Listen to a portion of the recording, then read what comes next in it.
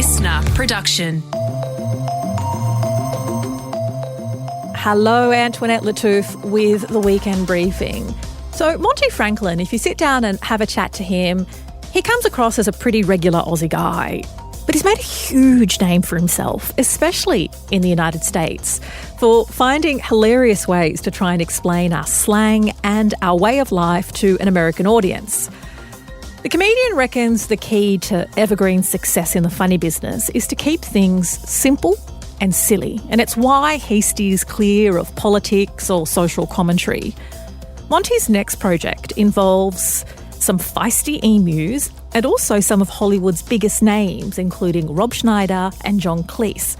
I caught up with Monty Franklin to chat about his current comedy tour called Yena, as well as his friendship with comedian Joe Rogan.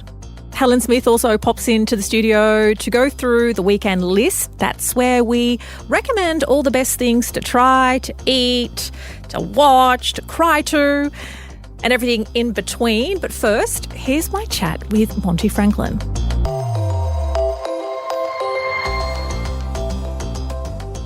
Monty Franklin, welcome to the Weekend Briefing. Oh, thanks for having me. I appreciate it. I want to get all the boring stuff out of the way first. Like, where did you grow up? What was your childhood like? Like, let's get the first section of the Wikipedia bio done with. I grew up in Melbourne, Victoria, Australia, and my childhood consisted of surfing and skateboarding and being a ratbag with my friends, and then refusing to have a real profession, so becoming a comedian. Right. Okay, so you were one of those, there's a bit of a stereotype that when it comes to a comedian that they were the class clown or the person who was always mucking about. Is that true for you? Yes, but I don't think I was the funniest person in the class. Like, I sat and observed. I think the best comedians are the ones that aren't the class clowns. They're the ones that are sitting there wondering how the class clown made that such a good joke and stuff, and then figures out a way to do that on stage for themselves. The class clown often recluses when has all the attention on them, but the person who sits there and observes behaviour and then can tell that on stage in a humorous anecdote, those are the comedians.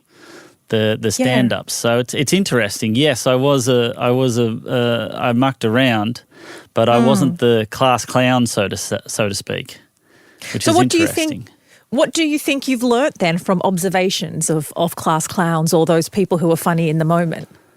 It's just human behaviour. I still do it. Sometimes when I'm on tour and I'm in the middle of the country in America, I will go to the mall, as they say, and I'll just sit there and just watch human behaviour and interactions and stuff. And I think that's where you get the best material, because it's authentic and it's real and it's different and you're like, oh, wow, okay, like that. Rather than everyone needs to hear everything that I think all the time. You just kind of pick up on human behaviours and interactions and then try and express them in a way that everyone sits there and goes, oh, I do that, or oh, that's related to me in that way and stuff like that, and then has an enjoyable experience. So in a way, would you say that you can learn to be funny as opposed to be born funny? Ooh, this is the thing. I know. I think the big questions. That's like saying you can learn to be an AFL football player, which is true. You can learn all the skills and stuff, but if you don't have that kind of, you need that spark, that edge, that you need something, and then you need to be able to learn how to hone that and do it. So you do need to be born with something, I think, or you need to grow up in an environment where that is encouraged. My whole family's very funny. My grandma was hilarious. My aunties are funny. My mum is funny. My sisters are funny. So I knew very early on to get to be heard at the Christmas table, you had to say something that was worthy of listening to.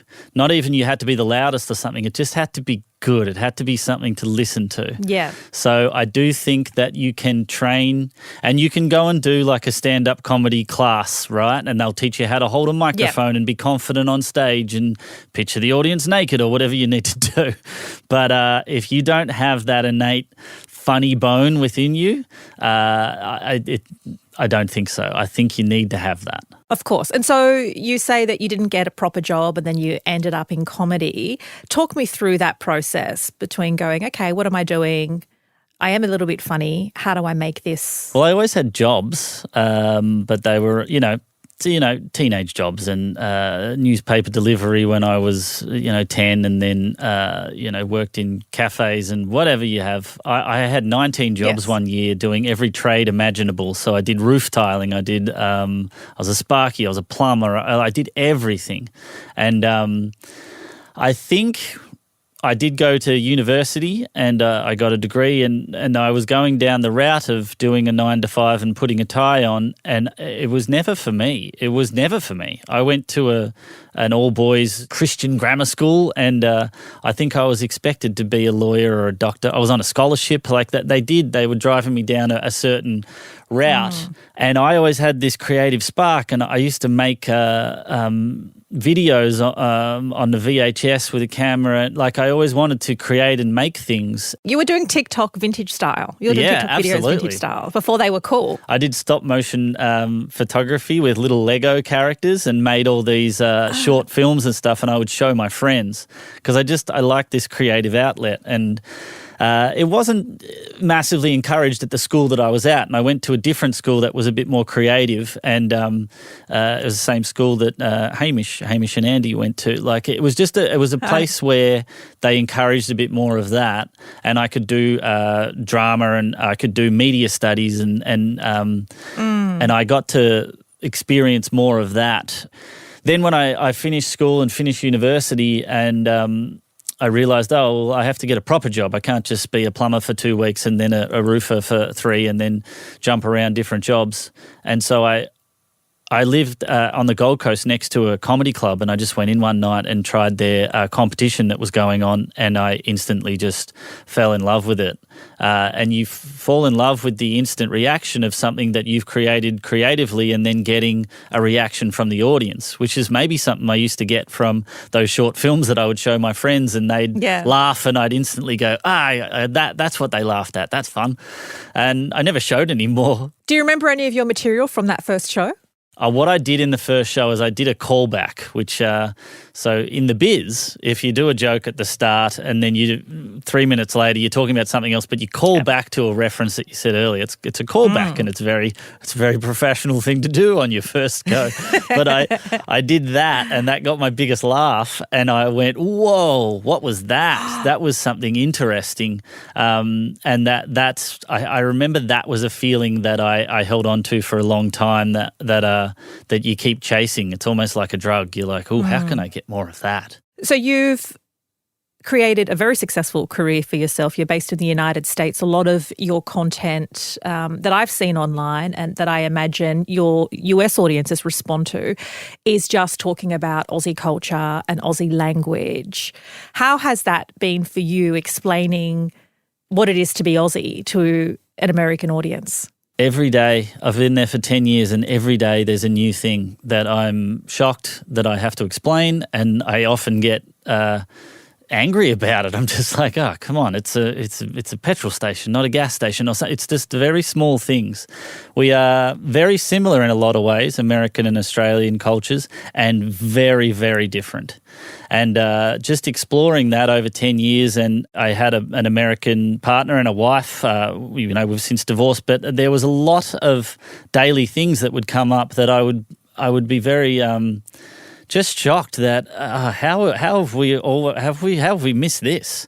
How has this never become a question or anything? So I started making these videos for Instagram of just explaining words of things that we say or phrases, and it just took off. People liked the insight into our culture. That was it was just fun and silly, and still is. I just keep it lighthearted. It's not meant to. I'm not trying to be the spokesperson for Australia. I'm just pointing out some things and hopefully brightening people's days. So it's a lot of fun. I started doing the videos because I just thought they were interesting and I liked them. And maybe that goes back to what I was talking about, making those Lego videos. I just made them because I thought they were funny, and then people sort of gravitate towards that. And That's something with comedy. The Trey Parker and Matt Stone, who made South Park, their show's been going for 26 years. They still just write jokes to make each other laugh. So they just want to make the other person laugh. And then as a result, the world turns and goes, oh, that's funny, because they're not trying to pander up to anything they think people want, or they're not trying to say, oh, well, we need to say this and this because this is how people are feeling, blah, blah, blah. They don't care. They just want to make that other person laugh, their mate who's next to them. And as a result, the world looks and enjoys because it's authentic. That's really interesting, because I've had a conversation with the creators of Bluey, and they're two friends who are fathers to daughters, and they wanted to make something for themselves and for their daughters and for each other to make each other laugh. And that has obviously exploded nationally and internationally. It's that same kind of South Park recipe. How great's Bluey, by the way? It's so fantastic. So good. I was in New York at Christmas, right, and at Macy's they've got all the window displays, which are, it's one of the biggest things in the world to be part of the Macy's window display, and there was one for Bluey, and I was so proud. I walked past and I went, oh, this is fantastic. And it's so good. My sister was in Dubai with her kids, and the kids were all talking, and then a bunch of American kids walked past and they were like, Mummy, they talk like Bluey. I just love that Bluey is the international reference from the Aussie accent. Yeah. But yeah, what I wanted, even though I think Bluey's fantastic, I think South Park is fantastic, it's interesting that it goes against, I guess, some of our training, right? Because as, content creators or entertainers or informers, we're often told about, think of the audience. What does the audience want? You're catering to an audience. You are thinking of the audience in that respect. There's a really interesting quote. I'm going to say it was David Bowie or just one of those geniuses, right? Yeah. They said, I don't make the content that you think that you want. I make the content that I know that you need. So rather than playing to the audience right now, feeling a certain way, these innovators, Bowie, all these great artists throughout history, the ones that have had real success, have seen where they can take the audience to make them feel a different way, go to a different place. And so in saying that Matt Stone and Trey Parker just make themselves laugh, they're showing the audience, hey, don't worry about your problems or what's going in the world or what you think that you need to hear right now. This is what we think you need to hear. And it is proven that it's correct. People have gone, oh, I feel a certain way because you took me there. So I think that they do intertwine. There is a care for the audience by not pandering up to thinking that you need to feed them what they want. Giving them what you think they need is a different thing. Well, let's take a listen to one of your clips that I came across and really enjoyed. Some Australian words. Nah, you're right. Nah, you're right. Nah, you're right. If someone accidentally cuts you off or something and says, oh, sorry, you go, nah, you're right. As in, you're okay. That did not affect me, whatever you just did. Nah, you're right. Nah, I'm all good. Nah, I'm all good. Nah, I'm all good. Oh, would you like another beverage? Nah, I'm all good. No, I do not require another beverage. Nah, I'm all good. How ya going? How you going? How going? That just means how are you? How are you going? Not where are you going? How are you doing, basically. How you going? Guanjay stuffed. Go and get stuffed. Go and get stuffed. That basically means go and piss off, bugger off, leave, get away from me, go and get stuffed. She'll be right. She'll be right. She'll be right. Basically, anything that might be okay is she'll be right. Is your car going to make it on that much petrol? She'll be right. Are you going to vomit after 78 beers? She'll be right. And so I just love it. So simple and so hilarious. And your current tour, you've toured to over 1 million Americans across 40 states. I wonder how much you have to change your material, or maybe not at all, to an Australian audience. Do they respond in the same way to, some of those, she'll be right, jokes? I mean, I enjoy it, but it's not informative to me. It's entertaining rather than informing, if that makes sense. Yeah, I don't. In my act, I don't do any of those things. Sort of. That was kind of something for Instagram that I do, just for fun and to spread around, and for people in their day just to quickly look at and go, "Ha, that's fun." There are a lot of people have been coming to my shows and saying, "Oh, you're how I've learnt to speak English," and I say, "Oh, that's a terrible idea. Yes. I am not. I'm not teaching English. I'm actually I'm mocking the English language and how Australians have just taken it to another level." But my act in America is very different than Australia. To some degree, I am giving the American audience the side of Australia that they want to see without exposing too much of us as Australians that we would think, all right, easy there. We don't like. Calm down. We'll take the piss to a point, but then as soon as you go past that point, we actually are like, all right, come on. Don't. It's happened with movies before. It's why everyone loves Crocodile Dundee, right? So Americans are still obsessed with Crocodile Dundee, and if you watch as an Australian, you still love it. And it's got a sense of pride, and because he is a great character that you're proud of. But then there's a movie called Kangaroo Jack where a kangaroo went around solving crimes and it wasn't fun like Skippy. It was kind of a piss take, and every Australian just went, nah, you've gone too far with and that's mocking us.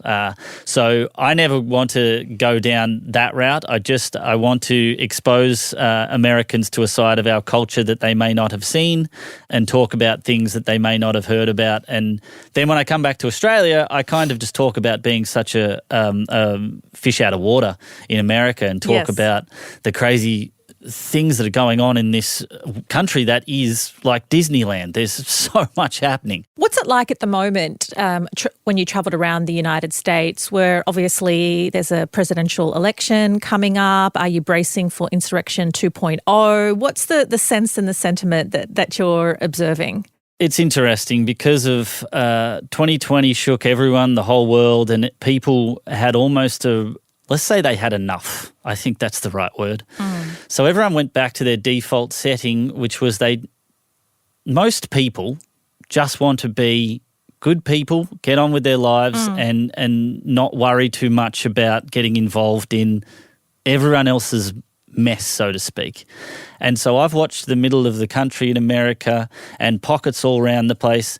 They just want to be good people, and they do their jobs, and that they have their beliefs and everything. So I don't go out on stage and try and preach any views. I don't say, oh, this is what I think about this and stuff, because I think people get it enough in their day-to-day, in their jobs. They have to act a certain way and be a certain way. So I hope that I go out on stage and just free their minds for an hour and just let them laugh and be silly. And that's where I've adopted most of my comedy from Steve Martin and Jim Carrey and everything. Now, these people that I look up to, and Adam Sandler and stuff like that, they're just silly. Yeah. And these people have said to me, silly is king. And they're right. If you look at some of the biggest comedians in the world, the ones that are selling out stadiums are silly and funny. They're not political and trying to drive a message. And there's a place for that, and people like that. But the majority of people just want to laugh at something silly, familiar. The three main things are talking about family, relationships, and animals. Yeah. And if you just stick to those three things and make fun of them, that's universal. Everyone gets it, understands. It's just silly. It's nothing too far this way, or I'm not trying to be, in your face and saying crazy things so that you go, whoa, he's saying this and stuff like that.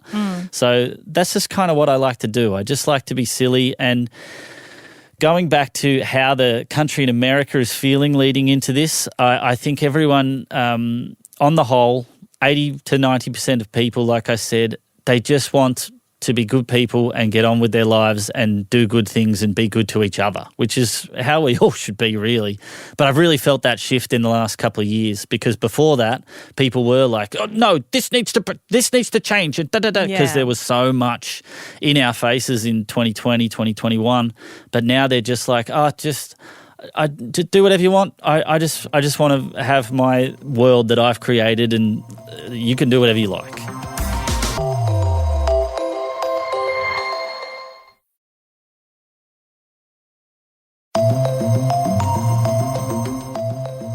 I note that you were a guest on Joe Rogan. I think it was episode 1745, which honestly, in someone who makes podcasts, right. Respect for getting up to episode 1745. What was that experience like? Because usually when you interact with people who are more political, there are a whole bunch of people on the internet or fans who may have views like, you should talk to that person, or you shouldn't talk to that person, or you should say this to this person, or you shouldn't say that. Did you get any of that simply by virtue of engaging with a comedian who also has political views? I've known Joe for many years, and before I did that, and I would open up for him on the road, and we did big shows and doing comedy and talk life and spent time together. So I was very comfortable sitting across the table from Joe, and we just had what I said was a silly 3 hours conversation. 3 hours? If anyone listens to it, you will... Yeah. You will not get any intellectual benefit from the conversation. You'll laugh a lot, and you'll just hear two friends having a really great time. Joe's a very, very interesting person, and I've learnt a lot from him. He's been a mentor and a friend, and he's always great with advice because he doesn't take a particular side or angle on anything. He likes to hear from all different areas, and then yes, he'll make an opinion up because he's an intellectual guy and wants to say, all right, well, I've heard all this and this is what I think about that. But he never pushes anything onto anyone, and as a comedian and a friend, he's always been very helpful, and he's the most grounded, down-to-earth person that I've ever met. He's very comfortable in his own skin. So it's very nice to talk to someone who isn't trying to put on a face or trying to pander up to an audience like we were talking about. He's just a very easy, open person to talk to. And that was the first podcast I ever did, by the way. That was the first time. So I went for the top to start. And then so it was a really easy and fun experience for me. And Joe, I think people like Joe are absolutely necessary in society right now, giving people an opportunity to, because he gets everyone on his podcast. He puts on, the left wing, the right wing. He'll put on a neuroscientist, and then he'll get me on and just talk absolute gibberish for 3 hours. So he's got a very well-rounded scope of people he gets on his podcast and exposes to everyone the chance to hear that side. And I think for the culture that we're in right now, people like him are very valuable. Yeah, and look, I guess I was only putting it to you because I know what sort of mob mentality can look like, and there are people who are critical of Joe because of some of his views on vaccines, but I know that there are people critical of other comedians who have particular political views. Given that you like to stay silly, I wondered if your audience was like, hey, Monty, stay silly. Yeah, actually a couple of, but only a very small number of people, and I think it's always going to be that way. So my audience, they go, they know what they can expect from me, and it's all fun and lighthearted, and it's not meant to offend, and blah, blah, blah, all that sort of stuff. And I've put up a photo of me and Joe, and a lot of people have said, well, I'm not following you anymore because you support that. And I go, well, that's your prerogative, and you can have that view if you want, but you don't know Joe.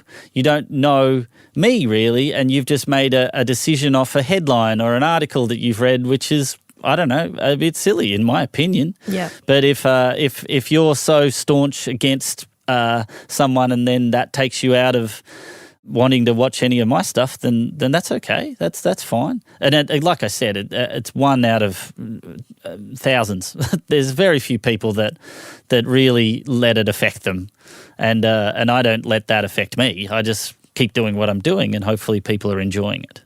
So it's obvious that you enjoy observing people and making people laugh, and hopefully you continue to make yourself laugh and continue to enjoy it. Other than that, what else would you like to be doing? Like, are you happy where you are, or is there an end game?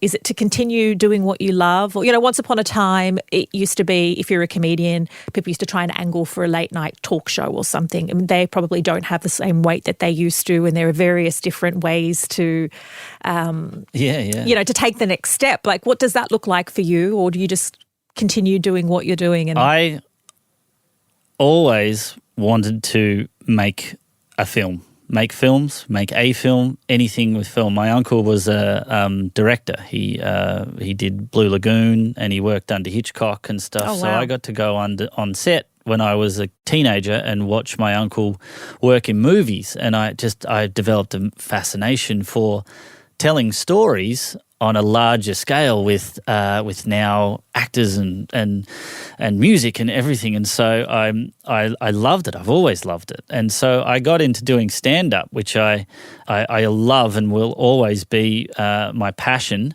But I've still wanted to always make a film, and I wrote a film stemming from one of my stand up jokes with Rob Schneider and John Cleese, and we're filming that next year in Australia, and I'm in the film and I'm directing That's it. huge. And so this dream that I've had since I was a boy is coming to fruition in such an amazing way, and with something that I started as an idea, a kernel of a thought, and then did it on stage, and it was a good premise. And then Rob Schneider and Adam Sandler actually said to me, that's a really great premise. You should write a movie about it. So I started writing this movie, and then Rob helped me with it. And then we got John Cleese on, and the three of us lived in a house in Phoenix for 6 weeks and wrote this film. And Jim Jefferies, great Australian comedian, came out and he wrote on the film with us, and he's in the film. And oh my we've got all these great actors on it now.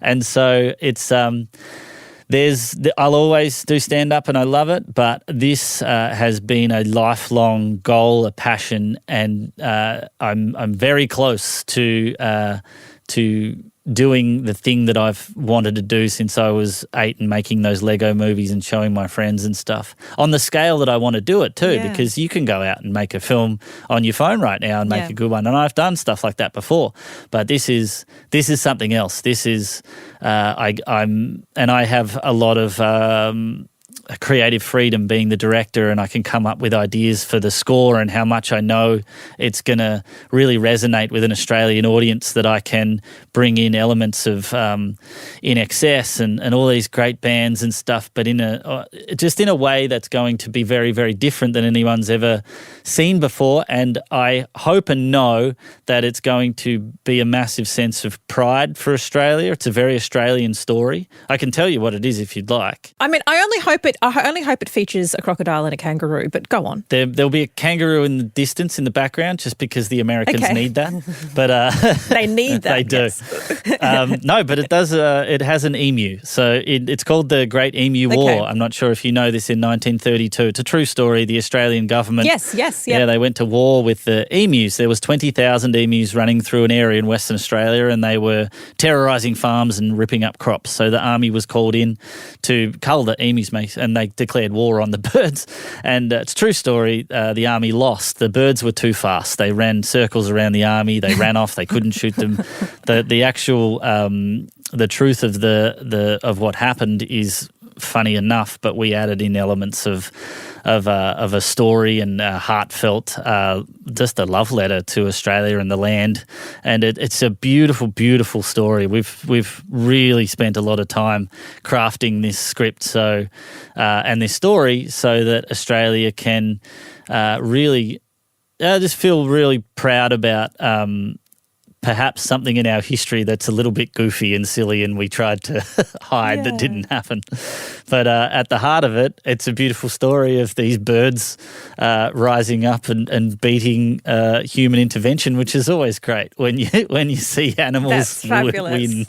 So it's a great story.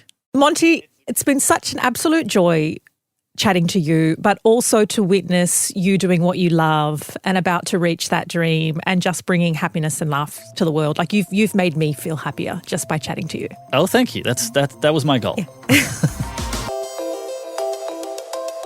Monty Franklin and the Yeah Nah Tour hits our shores in November, and tickets are on sale now. It's weekend list time, and that's where Helen and I, who enjoy eating and shopping and watching and giving unsolicited opinions, we get together to swap notes about what we've been doing, how we've been eating and trying to save money, but also feel good and look good and stay fit. Helen, what is on your weekend list? Okay, my first recommendation this week is something I found on TikTok. Okay. TikTok. Yeah.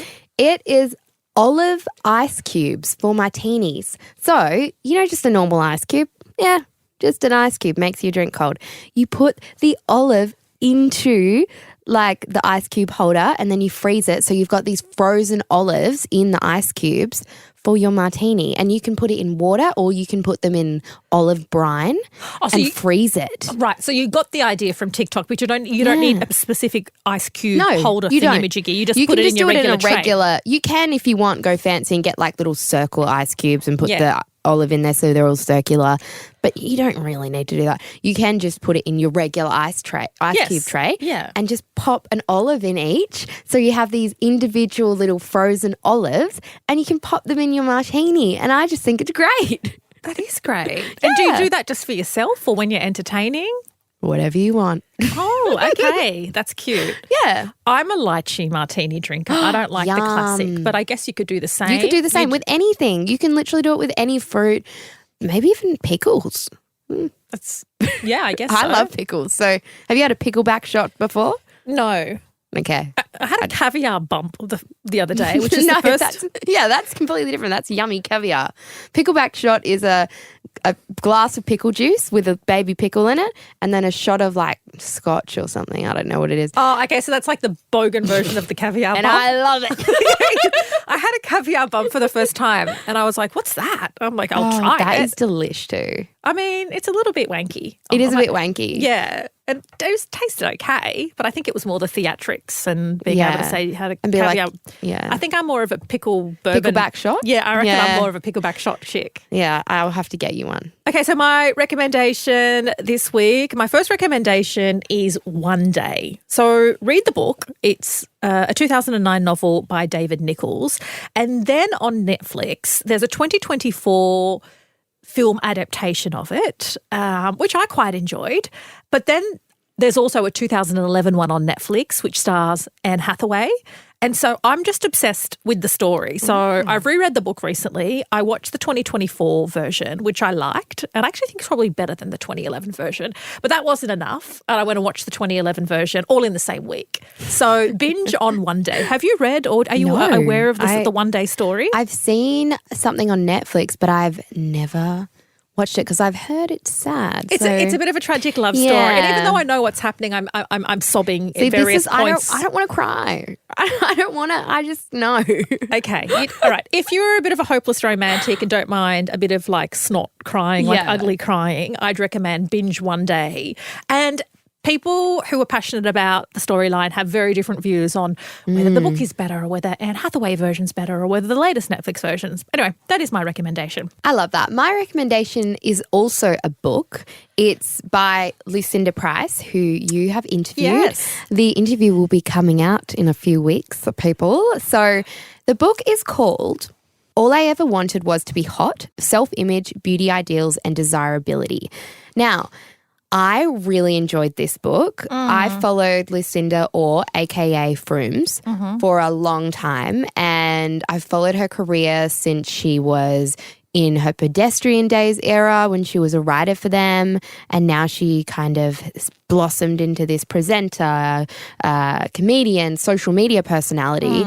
And it really touched on so many topics and issues that I think a lot of people, and not just women, face, but I just think a lot of people in this social media society are presented with, like weight loss, Ozempic, eating disorders, body image, pressure of wanting a certain lifestyle or wanting fame or wanting something for yourself.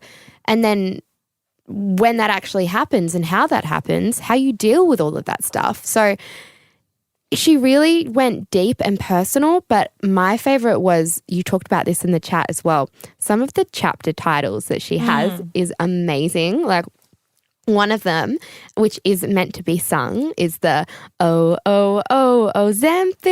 And I just thought, oh, that's so good. And then the introduction, first chapter, is called Hotness is Power. And then another one I really liked was Almond Mum. So I just thought they were all really thought-provoking, interesting, zeitgeisty titles. Yeah.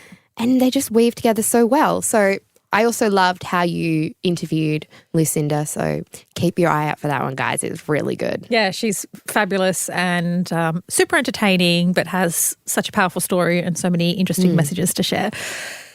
So I feel a little bit like vain and superficial off the back of that one, especially when you're talking about image and disordered eating and that, because I took your last week's recommendation about hydration sheet masks and I went to my sister, who's a beauty therapist and has been for many, many years. And then she was like, no, you don't buy the ones at the supermarket. Don't buy rubbish.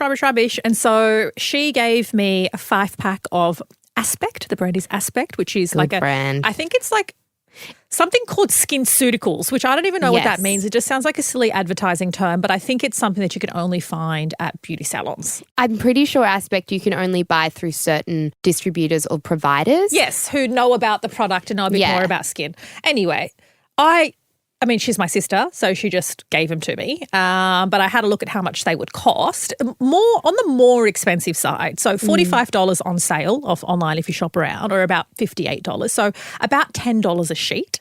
I know you were last week saying you can get some. That's not too bad. Yeah, I mean, I don't know, but because again, I'll get it free from my sister, or I'll get it at the wholesale price. So Yeah. But she was like, you can't just put anything. No. She's like, there's a huge boom in these face sheets, and she's quite particular. And so, I mean, she's the expert, not me. I've been using one a week. The hydration is really intense and really quite noticeable. No, that brand is really good. Like my mum has used it. I've used it before. It is expensive, but if you're having a bit of problem skin, it's kind of good to splurge if you can. Yes. Just for that little period of time to get it back on track. Because, that brand, and any brand recommended by a dermatologist to you, I would say is a good brand. Yeah. Well, my sister's not a dermatologist. She's a beauty therapist. But I've been recommended that by dermatologists. Oh, right. Okay. Anyway, I found it great. A little bit on the expensive side, but if you're looking, I mean, it's cheaper than a facial. It's much cheaper than a facial. Yeah, girl. All right. That is it for this week.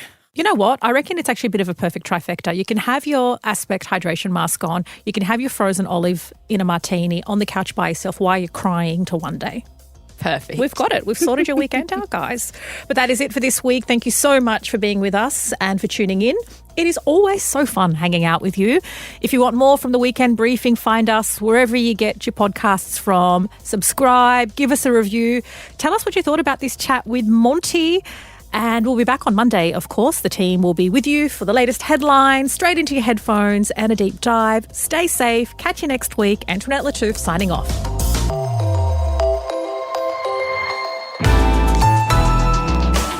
Listener.